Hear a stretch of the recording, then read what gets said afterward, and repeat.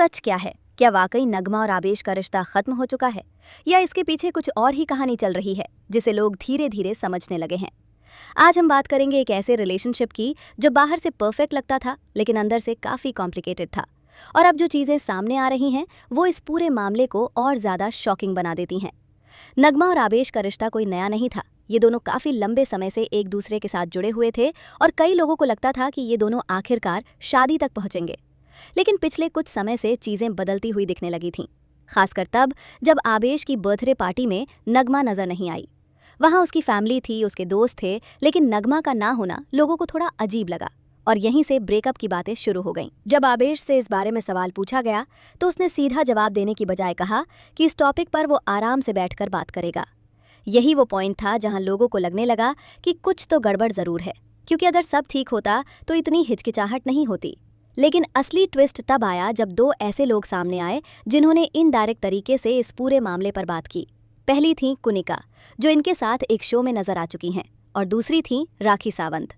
राखी ने एक इंटरव्यू में खुलकर कहा कि आवेश को जब फेम मिला तो क्या उसने नगमा को छोड़ दिया। और सबसे चौंकाने वाली बात ये थी कि उन्होंने ये भी दावा किया कि उन्होंने खुद आवेश को किसी और लड़की के साथ फ्लाइट में काफी क्लोज होते हुए देखा था। तुम बिग बॉस में इतना हिट हो गए तो तुम नगमा को छोड़ रहे हो, तुम आगे बढ़ गए तो तुम वो जो मेरे साथ में जो तुम कनाडा अमेरिका जा रहे थे, तो तुम वो लड़की कौन थी तुम्हारे साथ फ्लाइट में मेरे साथ? तुम लोग जो गुल्लू गुल्लू कर रहे थे उसके लिए तुम नगमा को छोड़े क्या?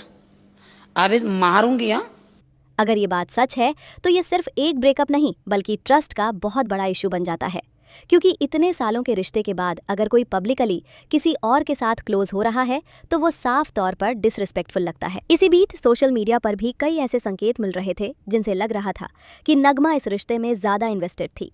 वो अक्सर ऐसी स्टोरीज पोस्ट करती थी जिनसे साफ दिखता था कि वो हर्ट है। कभी खुद को सिंगल बताना, कभी इमोशनल पोस्ट डालना, ये सब दिखाता था कि रिलेशनशिप में सब कुछ ठीक नहीं चल रहा था। दूसरी तरफ आवेश का बिहेवियर इंटरव्यूज में भी थोड़ा अजीब नजर आया।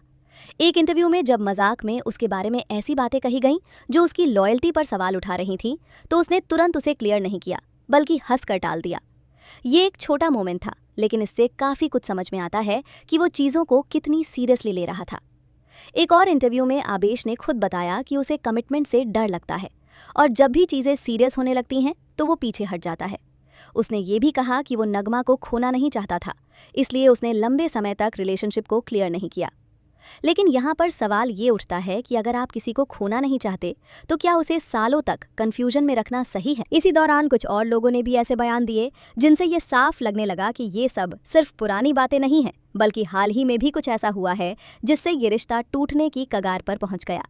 अब सबसे इंटरेस्टिंग बात यह है कि कई संकेत ये भी दिखा रहे हैं कि इस बार ब्रेकअप का फैसला शायद नगमा की तरफ से आया है, क्योंकि जैसे ही इंटरनेट पर यह खबर फैली कि दोनों अलग हो चुके हैं, उसी के बाद एक पुराना वीडियो वायरल हुआ जिसमें दोनों साथ नजर आ रहे थे और लोग इसे पैचअप मानने लगे। लेकिन बाद में नगमा ने इनडायरेक्ट तरीके से साफ कर दिया कि वो वीडियो पुराना है और अभी की स्थिति कुछ और है। ये दिखाता है कि वो इस बार चीज़ों को क्लियर रखना चाहती है और शायद अब वो आगे बढ़ने का फैसला कर चुकी है। अगर इस पूरे रिलेशनशिप को समझा जाए तो ये एक ऐसा केस लगता है जहां एक इंसान बहुत ज़्यादा इन्वेस्टेड था और दूसरा उतना नहीं। और ऐसे रिलेशनशिप में अक्सर वही होता है जो यहाँ हुआ। एक पर्सन बार बार माफ़ करता है और दूसरा उसी कंफर्ट में बार बार वही गलती दोहराता है। और सच यही है कि ऐसे रिश्तों से बाहर निकलना आसान नहीं होता, खासकर तब जब आपने उसमें अपने कई साल लगा दिए हों। टाइम, इमोशंस और यादें, ये सब आपको रोकते हैं और यही वजह है कि लोग जानते हुए भी ऐसे रिश्तों में फंसे रहते हैं। लेकिन जब एक पॉइंट पर जाकर इंसान अपनी वैल्यू समझ लेता है, तब वो फैसला लेता है जो शायद उसे पहले लेना चाहिए था। और ऐसा लगता है कि नगमा ने आखिरकार वही फैसला ले लिया है। अब इस पूरे मामले में कौन सही है और कौन गलत, ये कहना आसान नहीं है, लेकिन एक बात ज़रूर साफ है कि अगर किसी रिश्ते में रिस्पेक्ट और ट्रस्ट नहीं बचता तो उसे खींचने का कोई मतलब नहीं रह जाता। तो ये थी पूरी कहानी नगमा और आवेश के रिश्ते की, जहां बाहर से सब कुछ परफेक्ट लगता था लेकिन अंदर काफी कुछ ठीक नहीं चल रहा था। अब सच क्या है और किसकी गलती ज्यादा है ये आप खुद बेहतर समझ सकते हो, लेकिन इतना जरूर है कि किसी भी रिश्ते में ट्रस्ट और रिस्पेक्ट सबसे ज्यादा जरूरी होता है। अगर वो नहीं है तो रिश्ता लंबे समय तक टिक नहीं पाता।